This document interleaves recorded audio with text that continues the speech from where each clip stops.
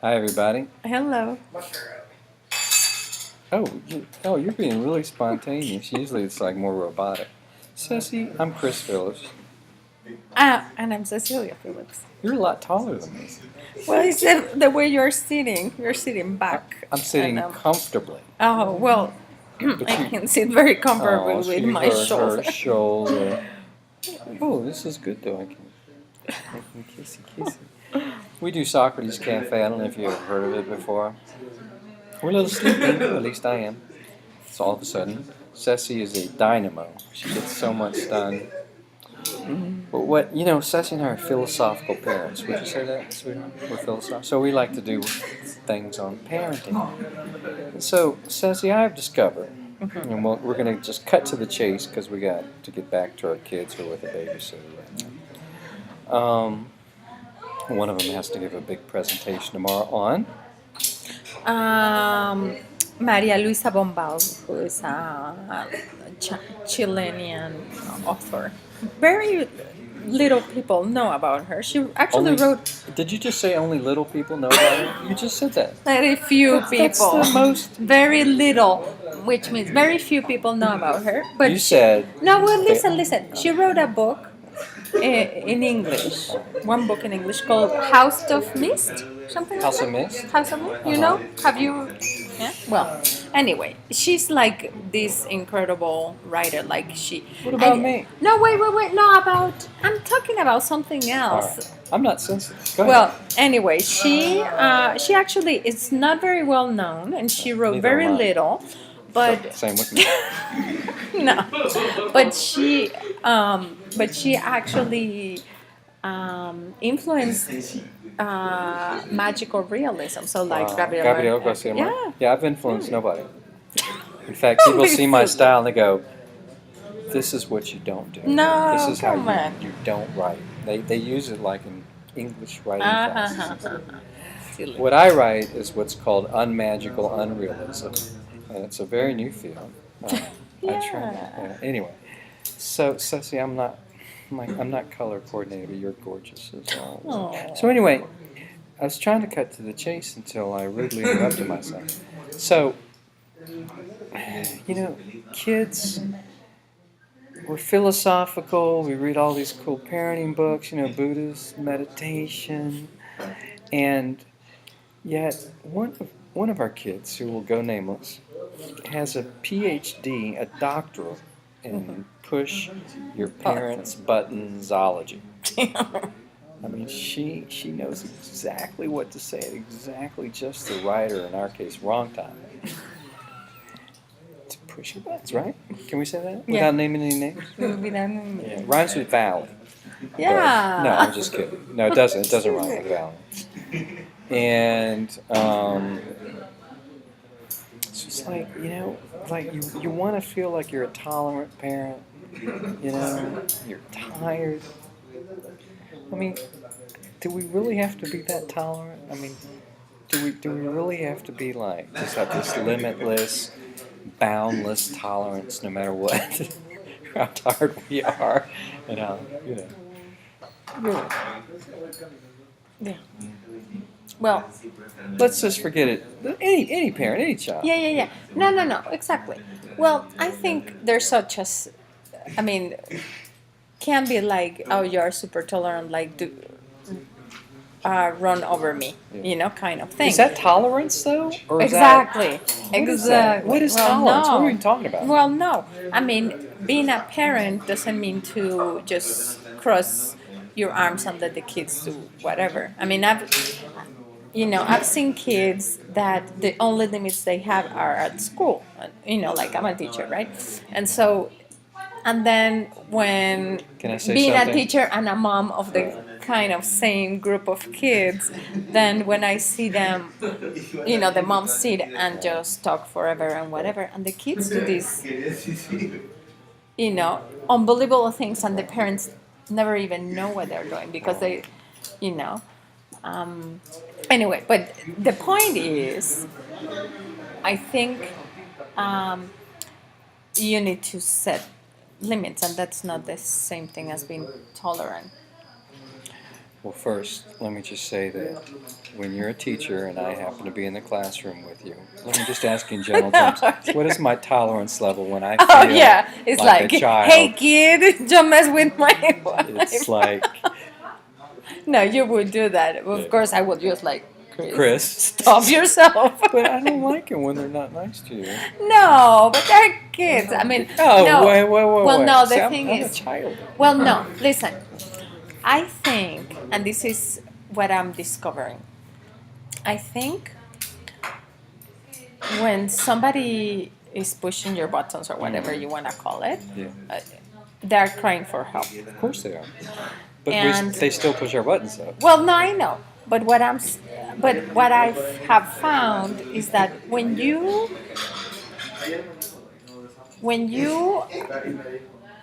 have been in that place, of feeling anxious or feeling needy or feeling um, perhaps with low self-esteem and Right. things like that. Right. That's our tendency. Our Right. tendency is to do those things. Right. No, I'm totally And with no, you. I know, no, well, listen. So I think our role as parents or as human beings, because it doesn't only has to happen with our kids, is to, and believe me, it's hard, especially with your kids, but it's to be compassionate with them, which means, I mean, there's this term like, which is, you're not denying your feelings, you're not denying your emotions, but you are feeling them. Right. I mean, and trying to be there, Right. but at the same time be open to the child, to what the child needs at that moment. And it's very difficult because of our emotions kick in, especially as parents. It's easier after the fact upon reflection. Yeah. And the thing is, in the moment, Yeah. sometimes it's really hard, especially when you're really, really tired. Tired. I'm And just that's like, and that's usually also when why it the kid. happens, Yes, exactly. it happens when you're really, really Yeah. tired. It's like Yeah. it's hard to think fast. Yeah. It's hard to Yeah. respond in a way that you would if you were not so sleep deprived. Yeah, I mean, listen. I mean, here between ourselves, I'm just kidding. It's no, but it's people will write blogs about these things. Yeah. It's like, oh, what you need to do, and It drives me mad. and I have found blah blah blah. The thing is, we all have our ugly moments. I mean, we all have our moments where our emotional brain or whatever you want to call it kicks in and reacts. So it's really, Well, I have to say, but the thing is, if you just go in your life without even paying attention, like you are in the automatic pilot, you respond. Right. I mean, you have told me sometimes I respond like I was responded to Right. when I was right, growing up, and I do too. but you need, if you are so it's just really a practice of being in the moment, like opening yourself to, and it's not easy. I mean, it is it's something that you need to cultivate, Right. and this is why.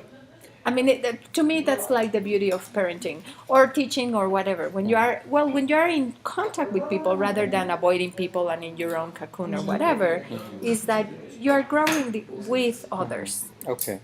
So, I mean, I have to say, you have a much higher tolerance threshold than most people. You do. Certainly. But I also have my Well, I'm not saying you don't. my I'm not saying you don't. reactive. But let's look at this term, and you also Yeah.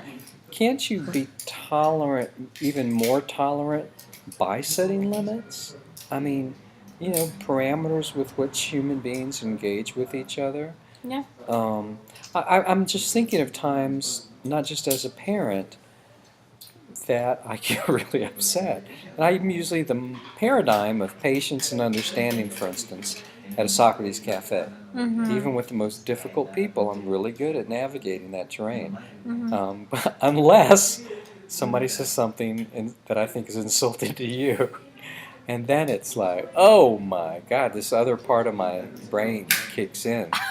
And I don't even think about Chris. The dinosaur. No, yeah, well, whatever. I mean, you can call it primitive. I don't know. It's certainly. No, it but, is. It's suddenly, like I'm like, the reptile. get out of here! Don't you ever go? I mean, I've done that. It's been that was 17 years ago, but I did do it, and I still think about it. It's like, wow. I mean, yeah, anything has to do with my family, you know. And just like you, except for with me when you know I'm joking, like you don't like people to talk about Mexico in disparaging terms, and suddenly you guys. But this person. But being philosophical. Being philosophical. I wanted to ask you. All right. What do you mean by setting limits? I mean, you're talking about setting limits. What, parameters of human what engagement. Do you mean? Yeah, what do you mean? I mean, Well, how do like, you do that in the here and now? I mean, how do you do it? Okay, so I think that you have to sort of have some understanding with yourself about what is and is not acceptable when you're engaging anybody of any age. Maybe universalizing isn't good, but that if somebody's genuinely trying to put you down or saying something ugly to you, to somehow express that, I don't really have a lot to do with people who talk to me that way. And I believe that if you want to keep hanging out with me, or if you want me to keep hanging out with you, then you need to respect the fact that I don't like to be called names or belittled or put down. In other words, to put it in human terms, not hierarchical terms of parent, child, this is what I'll tolerate, because I'm your parent. What does that mean? I mean, it's more like, I don't say this to you, and this really hurts my feelings. Anybody else who said that to me, I wouldn't hang out with them for a while unless we had sort of talked about it and worked it out. Because I know you're tired, or I wouldn't say that, because then, depending on the child, I would just say, but, I know we could all get tired and grumpy and stuff, but still, maybe it's in those moments when it's really important. Now, I'm saying that as someone who has broken every rule in the book. I'm a total hypocrite, but I'm still saying that's what I'm shooting for. Well, no, you have said that. And it's made a difference, actually. Yeah, it's like, I get this look like. Because I'm not talking to this child as a parent. I'm talking to it in terms of humanity. Yeah, like, I usually don't hang out with people who talk to me that way. And it actually makes a difference. It's like, and it's like, yeah, I can get that after a certain age, at least. So this is what I think. I think that, like with the people that we are the closest, sometimes like we let it go, right? It's like you are like in a perhaps like the ugly things that nobody else sees, right? Yes, exactly. I mean, it's true. It's true. So, and then that you wouldn't do it in public, or that you will be ashamed if somebody else. And stuff. Exactly. Like all the happy Pleasantville things. Yeah, exactly. Yeah. It's just the best shots where everybody's smiling and having fun. Except for the one I put about you spilling the yogurt. But even there, you're smiling. No, but really, and then all of a sudden you notice that the spouse one of them is like, all the pictures are gone. Like, they got a divorce, and you thought they were the happiest people in the world. Oh, exactly. Yeah.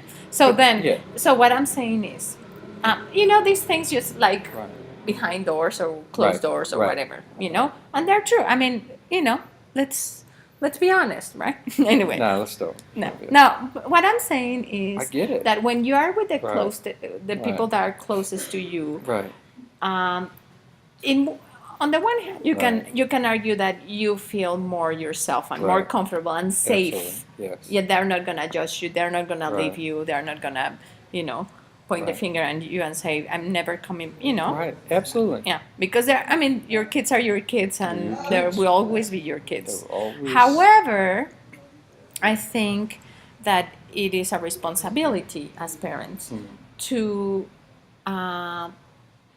help them and to help ourselves.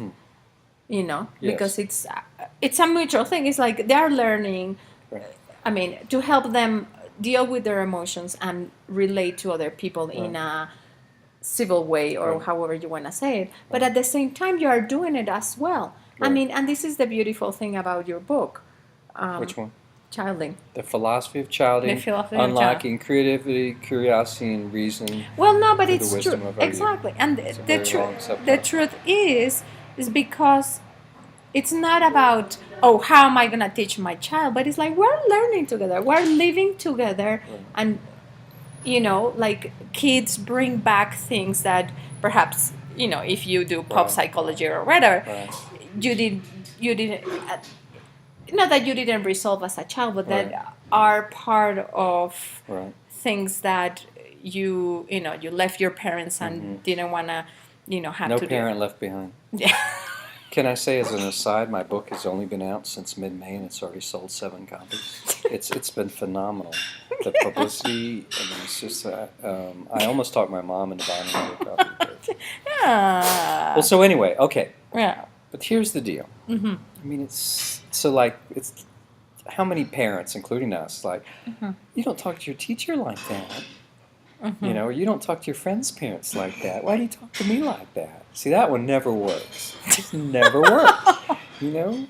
And so I bring it down to the level of, well, you know, you wouldn't talk to your, I mean, I just don't like to. But, and then I think, I look in the mirror and I think, gosh, I've done the same thing. I mean, your public self and your private self, and you can be the ugliest with those you love the most. Especially when you're tired. I mean, when I'm tired, I'm not the same guy. And I know it. And I still can't control it sometimes. So, But we're all human. And, I mean... So is part of tolerance really just trying to somehow very quickly size up the situation, at least make some operating assumptions about why this person's in this place this person's in, without always setting limits, like, I'm not going to be personally humiliated. I'm not going to, you know, people can humiliate for... Well, the thing is, see, this is where, if you are centered in yourself and saying, oh, how dare this little child is talking to me, you know, whatever, then that you're centering yourself and in your ego, or however you want to call it, that it's hurting you and, you know, your arrogance or whatever. But then it's like, that's not doing any favor to you or any favor to your child. Granted. Or to any human being, you know? Because that can happen to a stranger, or, you know, the person who's selling you a ticket, or who's tired and had a terrible day and you don't know behind doors, you know, right, kind of thing, what happened, and we put our public face or whatever. So, I mean, I think that we need to make a philosophical effort or conscientious, you know, like a really effort to be there in the situation. I just like to really be and say, hey, you know, if I were that child, how would I have wanted my whoever other people raised me to be? What did I really need? What if, like theoretically, let's say, hypothetically, let's say someone was a president-elect who was a PhD in insulting, putting down people, humiliating people. No, that wouldn't happen. Right. But kids see this stuff, though. And so I'm just worried. I'm worried about where, you know, how far does understanding of anybody go? I mean, kids would get kicked out of school. Well, let's see. If we look at the history of humanity, just like really, and look at the leaders of the world and the you know, the people who have led I don't think they have been really great people leading. Well, I have to say, What I'm Obama saying- seems no, to be a good no, dad. yeah, of He course. seems to be a good dad. Yeah. Unless he's just got me totally fooled. Yeah. No, what I'm saying is, leaders of great civilizations haven't really been. I mean, it's like they start great. Like I can think of Jefferson and like people that, wow, created a really great nation. And then after you get the power, man, and after the country really builds and gets Right. power, and then it becomes like one of those great civilizations like the Romans and the Greeks and the Egyptians. Like then, I mean, very few were really ethical. Like let me think about my country and the people, my people, really kind of people. So you brought up that word power, and so let's bring it back down to the level of kids and parents. So there's power issues. So tolerance, and suddenly we can do the power card. Okay, that's a 1, that's a 2. That's not that we've ever done that. Yeah, my students tell me, why is it that adults always count to 3? Like, well, we're not gonna count to 10. Yeah, really. But, Like, I know there's that hideous book called 1, 2, 3 Magic, which I'd like to. Anyway. well, no, I know you. they're not really great points. Well, whatever. But I mean, really, but it's about power. We got the power to count to 1, 2, 3, and I made this point in an interview. I felt like, okay, but can't they do it to us too if we're acting out of control? Yeah, well, Sibeli has been saying it to me. Mama, bring that to me. 1. Yeah, really. 2, and I'm like, wait. Okay. What are you counting for? Or Callie did that to me the other day. Daddy, get out of this room. I'm going to count to 3. Yeah, And well, luckily, I diffused it. She was tired. It was late. And I just started laughing. I said, you're kidding me. Yeah, exactly. I'm paying the rent here. And she Yeah. just suddenly started laughing, and we all Yeah. calmed down. Yeah, and I think that's the thing. It's like when you get in this, Right. like one Laughter. head against the other, and Luckily, I just the power laughed, not thing. in a Yeah. mocking way. No, But I just thought the whole the humor, the whole yeah. silliness of Yeah. my daughter telling me, "Get Yeah. out of here!" I thought, Yeah. wait a second. Yeah, and and this is a really great point. It's like yesterday also something happened. I don't remember what, but then it's like when I realized, wait, what I need to do here is like redirect. Well, I And think it's we like- need a timeout. The parents need a timeout. It's like Yeah. the kids pushed every button known to man Yeah. in a 5-second No, time. Listen yeah. to this though. Yeah. If we could only just pause Mm-hmm. and say, "Can I get back to you in just a second?" To your 3-year-old or your 10-year-old or whatever, and go have a little timeout. Yeah, You know? really. I mean, No, wouldn't and that be it's true. great? Well, I'm telling you, and this is teaching at Ham, which is a really great Buddhist teacher, Yeah. Vietnamese. What's it called? Oh, Teaching Thich at Ham. Nhat Hanh. Thich Oh, Nhat Hanh. Thank you. Thich The Zen Nhat. Thich Nhat Hanh. Hanh. Well, Anyway. so whatever. Zen Can you Buddhist. say it real fast 3 times? Go ahead. Thich Nhat Hanh, Thich Nhat. Well, anyway. So what he says is like, you don't speak when you're angry. Oh, we You do. don't speak. No, but that's what I I'm know. saying. But you don't. You shouldn't. What if you could just...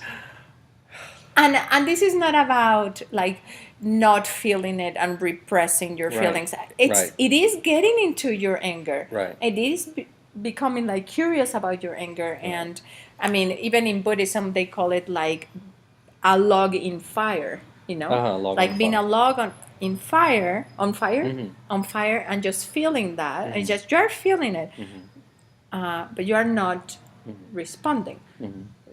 Because it's like, man, I do it every time. It's like, no, but you started it. No, you started it.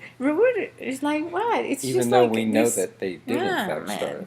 But it's like this ping pong thing that it only engages you Right. and brings you back to, Right. here we go again. Here we go. How did it happen? And how did it happen? It's like, I don't even know. And this is when when Can't we you- all just get along? Yeah, so it's like when you're, I think like the lesson number 1 is when you're angry, shut up. See, my philosophy is a philosophy of depends. It depends. Sometimes when you're angry, you should speak No, up. no, I know. No, what I'm saying is like when you know it's gonna happen, like when you're going that downward spiral, then it's like, okay. Yeah. And this is something that I've been and that it has happening lately too. It's like Yeah. all of a sudden I'm also laughing, like, Right. yeah, really, and it's like, gosh, she's just a little kid, and I just start Right. laughing, and then Yeah, like, I mean, it's we good. both start laughing. I mean, the and other it's thing, like, yeah, there's fun. things that I mean, whenever I feel like, yeah, someone in my family is being mistreated, even, yeah, just my tolerance threshold goes out the window. So anyway, well, we've solved absolutely It's your nothing. amygdala. Yeah. As Barney Fife on the Andy Griffith Show had a really cool name for it. He mispronounced. I can't remember what he said. But have you ever heard of a song really with the word tolerance in it? I can't think of a single song that ever had the word tolerance. Like, I guess because it doesn't rhyme, right? What would it rhyme with? Tolerance, minerals. No. Tolerance in the days of Florence, Italy. And tolerance, let's dance. See, to that's tolerance. why I dance challenge to anybody to tolerance. find a song, not one of those progressive songs, but a really popular song that actually has the word tolerance. In it. That's like, I can't think of a single Tolerance to the elected president. No more tolerance. No, I mean, just kidding. Anyway. Well, I think this is getting silly. Yeah. And I think our listeners have reached their threshold. Yeah, of and tolerance. it's very late. It's very late. All right. And our kids are going to reach that too. Oh, yeah. Until next time, sharing lots of love, little wisdom, but lots of love-based experiences. This is Christopher and Ceci Phillips, the founders of Socrates Cafe. Wearily but happily, signing off. Wishing all of you a happy Thanksgiving. Oh. Yeah, We've been like 20 years together now. Yeah. Over 20 years. Yeah, we love each other. We love each other. Each other. other. When she was still learning English, she would say, "We Each love other. each other." Each other. And I loved Each it. other. It was Each she said all these cool things that I liked, so I never corrected her. What's mountain? What? Mountain. Mountain. Like stomach ache with stomach cake. There was and I would say, "How are you?" And you would say, "Fine." Find. Find. And I just thought it was the cutest thing, so I never corrected you. So you went on for like 10 years. Find. It was so cute. Oh my God. Oh my God. I'm so sad. Anyway, sharing the love. Happy Thanksgiving. Eve. We'll Happy sign off now. Thanksgiving. Bye bye.